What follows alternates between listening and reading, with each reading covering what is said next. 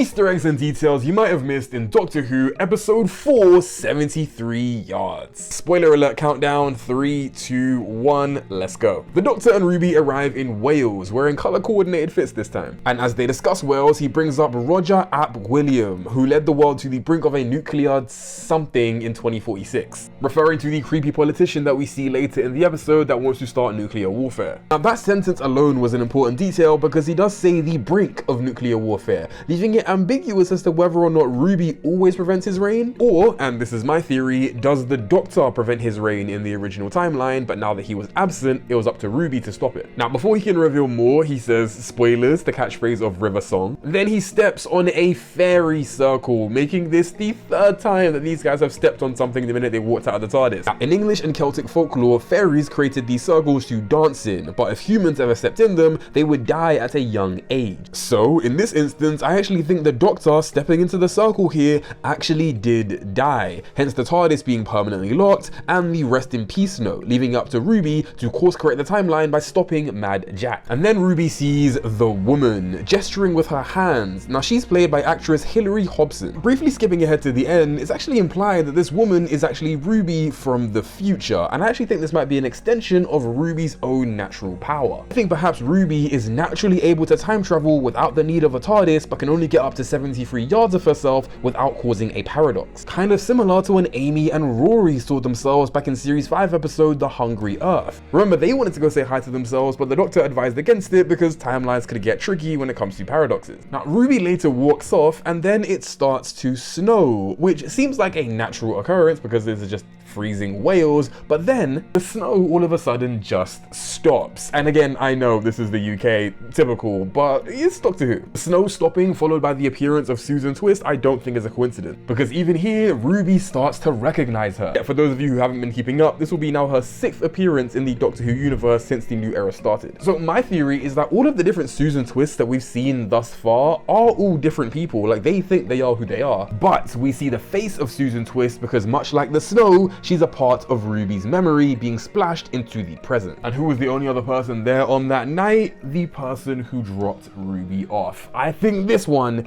is Susan Twist. But more on that later. For now, she tells Ruby to head into the town of Glyn Gatwig, loosely translating to Valley of Cats, and then the inn called the Pren Marrow, translating to the Dead Wood. Black cats and dying nature both being bad omens for the dark and demonic. Now, whatever the woman says here, it scares Susan away. Now, while Russell will never truly reveal what the characters are hearing in that moment, the actor herself did have a script. The actual words the actress was muttering here were, "Bless you, thank you so much, that's so kind of you, when you give me that little thing, it was just so precious, how am I ever going to repay you, but I'll think of something." And then she pretty much says that on repeat through the episode. Every actor needed to react to it, being told to imagine the worst thing they could ever possibly hear. The people at the pub all take the piss out of Ruby for believing that the Welsh are involved in witchcraft, and the scene is meant to be played mostly for last, but I think there is a lot of important exposition here. Because the thing that they're joking about is the idea of witchcraft and superstition. But thanks to the Doctor's actions in Wild Blue Yonder, superstitions and witchcraft and all that kind of thing are basically real now. Specifically, they joke about the superstition of Mad Jack. Now again, they play it like a prank, but since they were all in on it and Roger later gets the nickname Mad Jack, it implies that the myth of this name is actually real, or at least something they've all collectively been told. Now remember earlier when I said that Ruby's natural power is very similar to the Toymaker and the Maestro, both being characters that can time travel at will and defy logic? Well, speaking of defying logic, this scene pretty much confirms that this figure is supernatural. What Ruby is doing here is not a normal thing. Now, us spending some time with Ruby, her mum, and Cherry, I think is actually really important to what's going on and why Ruby turned into this woman by the end. I think Ruby creating and or turning into this woman might be a manifestation of her own fear of being abandoned. I mean, think about it. She was abandoned as a baby on Christmas Eve. From her point of view, she's been abandoned by the Doctor,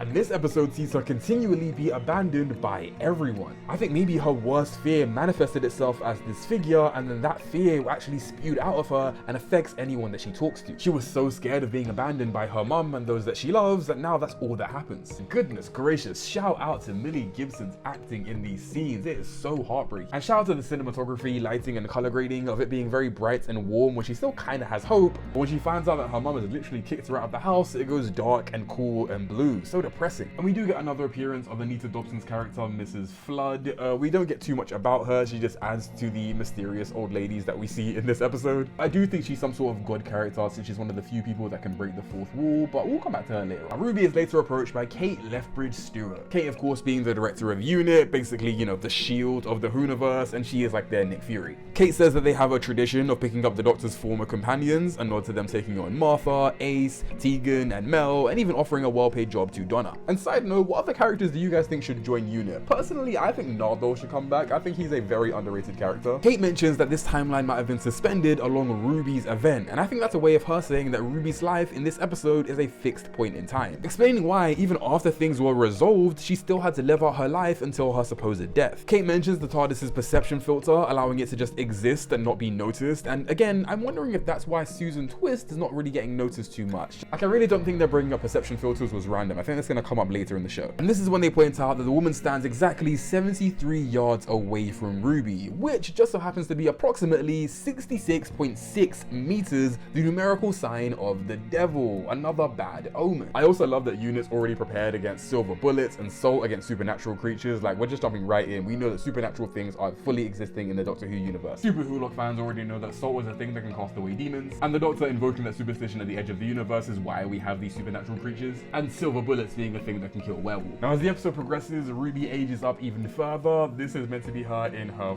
40s, and no disrespect to Millie or the makeup artist on this show, but this is not a 40-year-old woman. I get it, this dispels the idea that 40-year-olds have to look a specific kind of old. For example, this guy is currently 41, but because Millie is a fairly petite 18-year-old with a bit of a baby face, this doesn't really sell very well. Like, I'm 28 and she somehow has less eye bags than I do. And fast forward and Roger Williams is interviewed by Amol Rajan. This guy is a real journalist and reporter, and Ruby takes a job with him to keep an eye on him so she can stop him from starting nuclear warfare. Now, trigger warning for what's on screen right now, but there was implication that he may have assaulted his employee. I can't speak to how well this was handled. You could easily read this as she was just horrified because now she knows that he's going to do nuclear warfare. I don't know, Ruby apologizing to her for not stopping him from doing whatever he did. I don't know. I don't know how well this was handled. Someone can maybe weigh in the comments. Just this very specific commentary on the Tory government felt a little out of nowhere. And then to stop Roger, Ruby basically uses the 73 yards woman to scare him out of running.